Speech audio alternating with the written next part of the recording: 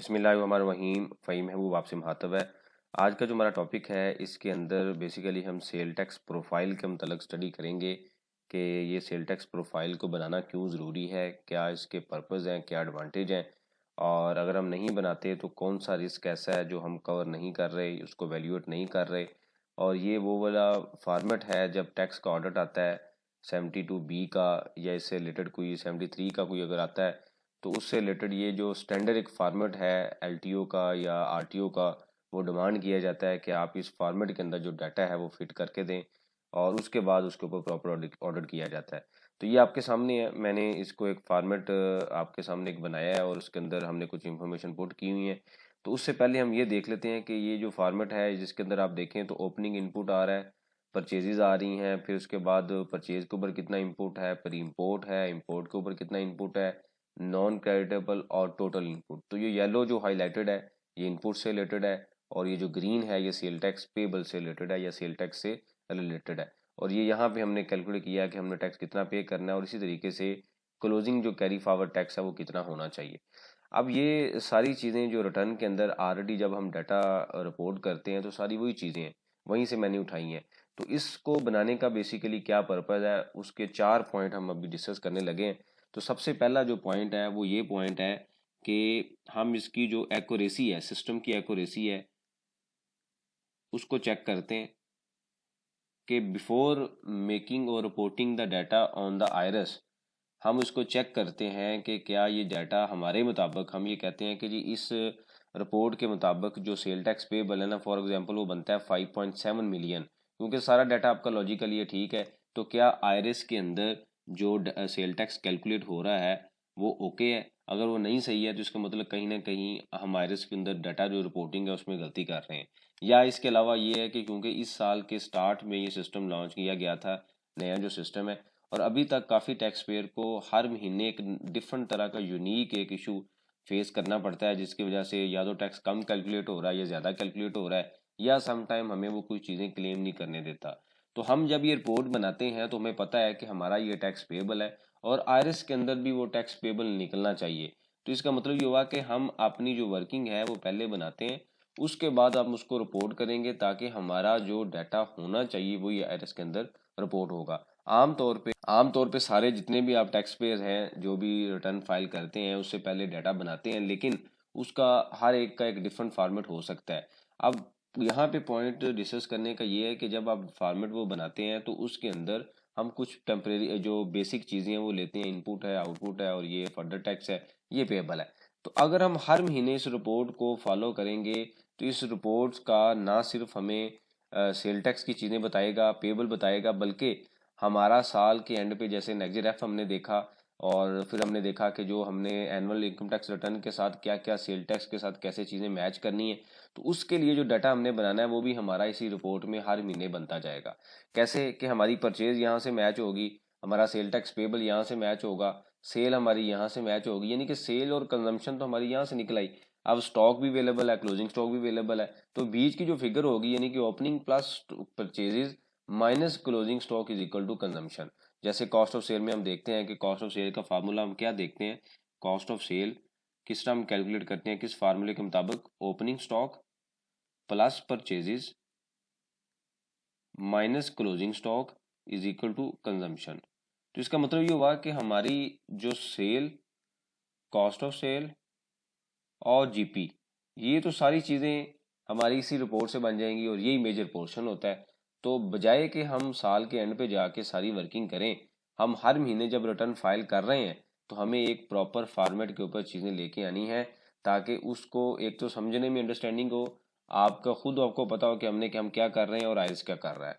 दूसरी जो चीज़ हमने अभी डिस्कस की वो ये है कि एक ही फॉर्मेट के अंदर हमें सेल भी, जो भी मैंने डिस्कस किया है कि सेल भी अवेलेबल है, परचेज भी अवेलेबल है और स्टॉक भी अवेलेबल है। अब ये हेल्प करेगा हमें एनुअल इनकम टैक्स रिटर्न में ये जो हमारी फिगर है इसको कैलकुलेट करने के लिए, तो हमें दोबारा बार बार वर्किंग करने की ज़रूरत नहीं है। तीसरी जो चीज़ क्या है कि जो नेक्स्ट एफ के लिए जब हम वर्किंग करते हैं तो उसके लिए भी इसी रिपोर्ट के अंदर हम देख लेते हैं कि हमारा ओपनिंग स्टॉक क्या है, हमारी कंजम्पशन क्या हुई है, जैसे यहाँ पे हमने ये देखा पॉइंट, और हमारा क्लोजिंग स्टॉक क्या होना चाहिए। यानी कि नेक्स्ट एच के एफ के लिए या एच के लिए हमें सेपरेट रिपोर्ट बनाने की जरूरत नहीं। इस स्टॉक के अंदर मैंने सिर्फ ओपनिंग जो कैरी फॉरवर्ड लिया है, वो जो इनपुट लिया है, और इसी के साथ आप स्टॉक भी ऐड कर सकते हैं, रॉ मटेरियल भी ऐड कर सकते हैं, पार्ट्स भी ऐड कर सकते हैं, सारी चीज़ें आप इसके अंदर ला सकते हैं, क्योंकि ये रिपोर्ट आप फर्दर मैच्योर कर सकते हैं जिस तरीके से आप जो भी आपका नेचर ऑफ इंडस्ट्री है या जो भी रिक्वायरमेंट है उसके मुताबिक ये बच सकती है। और सबसे जो ज़रूरी चीज़, आखिरी चीज़, वो क्या है कि हमें पहले ही पता हो कि हम जो भी काम कर रहे हैं हमारी कहाँ पे गलती है, कहाँ पे हमने रिस्क लेना है। यानी कि ये रिपोर्ट बनाने के बाद हम देखते हैं कि जी जनाब हमारी जो सेल्स है और परचेज है उसमें कितना डिफरेंस है, यानी कि सेल्स और कंजम्पशन में कितना डिफरेंस है, सेल कितनी हो रही है, परचेज कितनी हो रही है, स्टॉक का क्या इशू है। यानी कि डिफरेंट तरह के जो एनालिसिस है वो आप इस रिपोर्ट से बना सकते हैं टू वैल्यूएट द रिस्क। अगर तो आप जॉब कर रहे हैं तो आप इसको फॉलो करें, इस फॉर्मेट को अगर आप फॉलो कर रहे हैं तो अच्छी बात है। अगर कोई चीज़ उसमें कम है तो आप उसमें ऐड कर सकते हैं। अगर आप कंसल्टेंट हैं, अगर आप बिजनेसमैन हैं, तो ये रिस्क को कंट्रोल करने के लिए एक मास्टर शीट है जो आप अपने क्लाइंट को या आप अपने स्टाफ को, या आप बिजनेसमैन हैं तो आप खुद उसको मेंटेन करें, ताकि वन पेजर पे आपको पता हो कि आपकी 12 रिटर्न कहाँ पे खड़ी हुई हैं। यानी कि रिटर्न का डाटा एक देखने के लिए टाइम चाहिए, और उसके अलावा उसमें डिफरेंट पेजेस आ रहे होते हैं, तो उसको इन्फॉर्मेशन को कंबाइन करने के लिए भी आपको एक एक स्टैंडर्ड चाहिए, एक एक्यूरेसी चाहिए। तो इसलिए इस रिपोर्ट को फॉलो करें तो आपको पता होगा कि ना मेरी ये 12 रिटर्न का डाटा इस रिपोर्ट में आ रहा है। तो इसका मतलब ये हुआ कि सबसे जो आखिरी चीज़ है वो क्या है कि सेल्फ कॉन्फिडेंस, कि जो भी डाटा हम रिपोर्ट कर रहे हैं हमें उस पर कॉन्फिडेंस है कि ये जो भी डाटा हम टैक्स रिटर्न में अभी रिपोर्ट करने लगे हैं, ये डाटा बिल्कुल ठीक है और हम इसकी पूरी ऑनरशिप लेते हैं। तो अब मैं वापस आता हूँ उस रिपोर्ट के ऊपर, वन बाय वन हम उसको एक एक कॉलम को उसको स्टडी कर लेते हैं कि इसका पर्पस क्या है, किस तरीके से आया है, और इस तरीके से हम एक जो क्योंकि रीकैप है, फार्मूला है, वो भी स्टडी कर लेते हैं। तो सबसे पहले देखें रिटर्न के अंदर क्या आता है, हमारे पास ओपनिंग इनपुट आता है, यानी कि कैरी फॉरवर्ड इनपुट कितना है। ये वो वाला इनपुट है जो आउटपुट के अगेंस्ट सजेस्ट होना है। जैसे हमने देखा हुआ है कि सेल टैक्स का फार्मूला क्या होता है, output tax minus input tax. तो ये वो वाला इनपुट टैक्स है जो हमारे पास ओपनिंग अवेलेबल होता है। जो इनपुट है उसमें दो चीज़ें अवेलेबल होती हैं, ओपनिंग होता है और जो एडिशन हो रही होती है परचेज या इंपोर्ट के थ्रू। तो ये ओपनिंग इनपुट है जो भी हम डिस्कस कर रहे हैं, जो रिटर्न के अंदर अवेलेबल होता है। उसके बाद आता है कि जो परचेज हमने की है, तो 148 मिलियन की लेट से हमने परचेज की है, तो इसके अंदर जनाब 25.2 मिलियन का 17% हमारे पास इनपुट अवेलेबल है। इंपोर्ट हमारी कोई नहीं, अगर होगी तो हम यहाँ पे लिख लेंगे, और जो उसके ऊपर इनपुट होगा वो भी यहाँ पे आ जाएगा। अब नॉन क्रेडिटेबल इनपुट क्या चीज़ है, मैंने यहाँ पे ये फिगर क्यों लिखी है। आप सबको पता है कि हर वो टैक्स पेयर, कुछ ऐसे टैक्स पेयर हैं जो टैक्सीबल गुड्स लेते हैं। फॉर एग्जांपल एक आप प्रोडक्ट बनाते हैं, जो आप प्रोडक्ट लेट से बनाते हैं, बुक्स बनाते हैं, ठीक है। अब बुक्स जो है ये एग्जम्प्ट है, यानी कि इसके ऊपर कोई टैक्स नहीं है, ये एग्जम्प्टेड गुड्स हैं। लेकिन इस बुक्स को बनाने के लिए जो मटेरियल आप परचेज कर रहे हैं, मार्केट से जो मटेरियल ले रहे हैं, वो क्या है, वो टैक्सीबल है। वो सारा का सारा मटेरियल क्या है, टैक्सीबल है। अब उस टैक्सीबल मटेरियल में फॉर एग्जांपल आपने कोई इस तरह का केमिकल परचेज किया 1 लाख पे, और उसके ऊपर 17% जीएसटी चार्ज किया गया, तो टोटल वैल्यू बनती है 1,17,000 रुपया। अब होता क्या है, रिटर्न के अंदर किस तरह डाटा चल रहा होता है कि जैसे हम देखें उसी एग्जांपल के थ्रू, यहाँ पे आ रहा है ओपनिंग इनपुट, ठीक है, थोड़ा सा हम इसको बड़ा कर लेते हैं। यहाँ पे आ रहा है जी ओपनिंग इनपुट, उसके बाद आता है परचेजेस। परचेजेस के ऊपर कितना इनपुट है, तो ओपनिंग फॉर एग्जांपल हमारा है 10,000 का, या हम ये कहते हैं कि ओपनिंग नहीं है, नील है, कोई इनपुट नहीं है, जीरो है। और परचेज के ऊपर हमने भी कितना पे किया है, 17,000, तो हम यहाँ पे लिख लेंगे 17,000। उसके बाद हमने डिस्कस किया कि इंपोर्ट भी हम कहते हैं नील है जी, कोई इंपोर्ट नहीं है। फिर हमने पॉइंट एक दिखा, नॉन क्रेडिटेबल इनपुट। इसका क्या मकसद है कि हर वो आइटम जो, यानी कि आपकी बेसिक सप्लाई क्या है, गुड्स, यानी कि जो भी चीज़ें आप परचेज कर रहे हैं उसको बनाने के बाद जो फाइनल आपकी प्रोडक्ट बनती है वो बनती है गुड्स, जो कि एग्जम्प्टेड है एज पर टैक्स रूल। इसका मतलब ये हुआ कि वो प्रोडक्ट जो एग्जम्प्ट है उससे रिलेटेड जितना भी इनपुट होगा वो भी नॉन क्रेडिटेबल होगा, उसके अगेंस्ट हमें कोई रिफंड नहीं मिलेगा, कोई एडजस्टमेंट नहीं मिलेगी। हाँ, अगर ये जीरो डेटेड होते तो हमें इसका अगेंस्ट रिफंड मिलना था, लेकिन एग्जाम, ये हम लेक्चर देख चुके हैं भाई दबे 2-3 बार, 3-4 लेक्चर देख चुके हैं। जो स्टूडेंट प्रॉपर क्लासेस लेते हैं उन्होंने तो बड़ी डिटेल में चीज़ें स्टडी की हुई हैं। लेकिन इस टॉपिक पर अब नहीं जा रहा कि एग्जम्प्टेड गुड्स के अंदर जो भी इनपुट हमारा होगा वो सारे का सारा क्या होगा, नॉन क्रेडिटेबल होगा, हमें उसकी कोई एडजस्टमेंट नहीं मिलेगी। यानी कि ये जो इनपुट होता है ये कॉस्ट का पार्ट बनता है। आमतौर पर हम सिस्टम में क्या एंट्री करते हैं, डेबिट कर देते हैं स्टॉक को अपने को 1 लाख से, और उसके बाद हम डेबिट क्या कर देते हैं इनपुट टैक्स को 17,000 से, और क्रेडिट हमारा क्या होता है वेंडर 1,17,000 से। ये सिस्टम में एंट्री होती है। लेकिन इस केस में जहाँ पे हमारी जो प्रोडक्ट्स हैं एग्जम्प्ट हैं और जीएसटी का कोई क्लेम नहीं मिलता, तो फिर हम क्या करते हैं स्टॉक ये जो टैक्स है इसको किसका पार्ट बनाते हैं, कॉस्ट का पार्ट। तो हम क्या कर लेंगे डेबिट स्टॉक 1,17,000 से, क्योंकि हमें जीएसटी का कोई रिफंड या एडजस्टमेंट नहीं मिलनी, तो हम क्या करेंगे सिस्टम के अंदर तो डबल एंट्री करनी है, तो हम इसको कॉस्ट का पार्ट बनाते हैं, और फिर उसके बाद वेंडर हो जाएगा 1,17,000 पे। अब आप ये देखें कि नॉन क्रेडिटेबल अगर नहीं करते तो क्या रिजल्ट निकलेगा। यहाँ पे जब हमने स्टॉक बुक किया तो हमने 1 लाख रुपया कॉस्ट का, जो 17,000 था वो कॉस्ट का पार्ट बना लिया। लेकिन अगर आप यहाँ पे नॉन क्रेडिटेबल नहीं करते तो आपके पास रिटर्न के अंदर कैरी फॉरवर्ड जो टैक्स आएगा इनपुट टैक्स फॉर एडजस्टमेंट, वो कितना हो जाएगा 17,000 रुपया।